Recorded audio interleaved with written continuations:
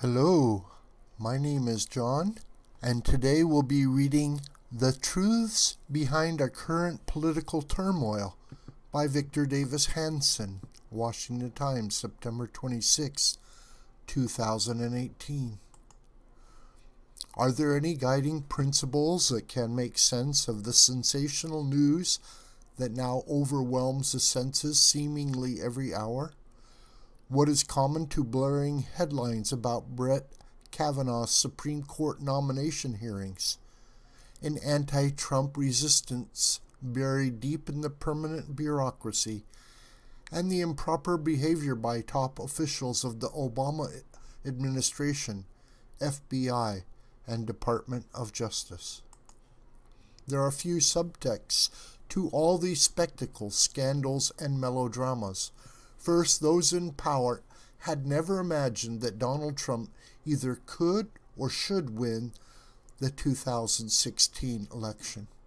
That reality emboldened federal employees to take risks and step over the line in efforts to ensure that Mr. Trump would be humiliated at the polls. Officials assumed that incoming President Hillary Clinton would either overlook or reward their zealotry. FBI kingpins such as James Comey, Andrew McCabe, Lisa Page, and Peter Strzok either broke the law or made a mockery of the FBI's ethical guidelines. They acted as if Mrs. Clinton would win or should have won the election. Had Mrs. Clinton won the presidency, we would have absolutely no knowledge of any prior misconduct at the FBI, the Department of Justice, the National Security Agency, or the CIA under the Obama administration. President Trump prompted all that hysteria by winning. Second, both the Democratic and Republican establishments, as well as the proverbial deep state bureaucracy, agreed that President Trump was so crude and uncouth that he must not continue in office. The idea that any means necessary were justified by the noble ends of destroying Mr. Trump explains every from the anonymous op-ed in the New York Times detailing former White House resistance to Mr. Trump's governance, to Bob Woodward's latest unsourced expose of purported Trump chaos, to Robert Mueller's investigation that was mandated to find Russian collusion and has ended up desperate to find any crimes that might prove Mr. Trump guilty of something. Third, had Mr. Trump simply failed as predicted, there would be far less frenzy. His Democratic opponents and many in his own party would have quietly found ways to remove him. But instead, the economy is booming in a way previously unseen in the 21st century, with near record low unemployment and stock market highs. The economy is growing faster than it has in years. Domestic energy production is also hitting record highs. Abroad, the furor has quietly subsided following Mr. Trump's decision to cancel the Iran deal, to move the U.S. Embassy in Israel from Tel Aviv to Jerusalem, to withdraw from the Paris Climate Agreement, and to jawbone NATO members into delivering their promised financial contributions. Mr. Trump helped crush the Islamic State, beefed up the military, and restored good relations with Israel and the moderate Arab world.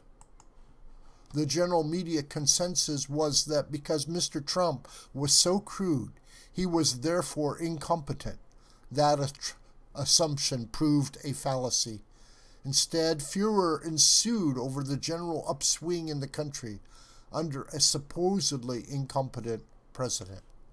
Fourth, if Mr. Trump could not be removed by impeachment, a lawsuit citing the emoluments clause of the U.S. Constitution, application of the 25th Amendment, indictment, or forced resignation, then the only remaining mechanisms of aborting his presidency were either through the courts or by winning the midterm elections, to facilitate impeachment and a trial in the Senate in 2019. That explains the growing hysteria in the Kavanaugh confirmation hearings and the attempted delays in confirming lower court justices, as well as the frenzy around the November midterms. Fifth, Mr. Trump did not follow the examples of John McCain and Mitt Romney by adhering to the usual Republican marquee of Queensberry etiquette. Democrats had assumed that Republicans were on the defensive against boilerplate charges of sexism, racism, homophobia, and nativism. Republican functionaries in Congress and within the Washington bureaucracy and punditocracy have grown apologetic and complacent. Republican politicos had more or less accepted the fact that, while successful at the local and state level, Republicans couldn't win back the presidency, and that they should live with it and indeed find ways to thrive nobly as the out party.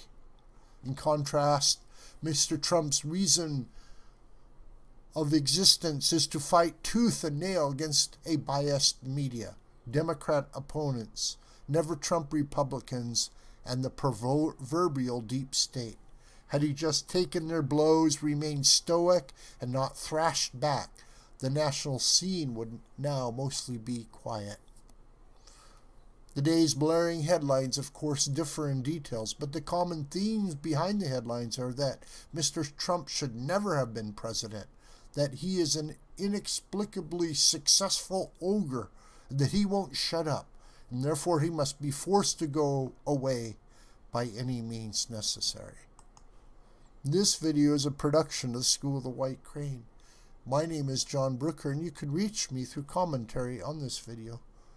Please subscribe to this YouTube channel and share it with your friends and family and on social media.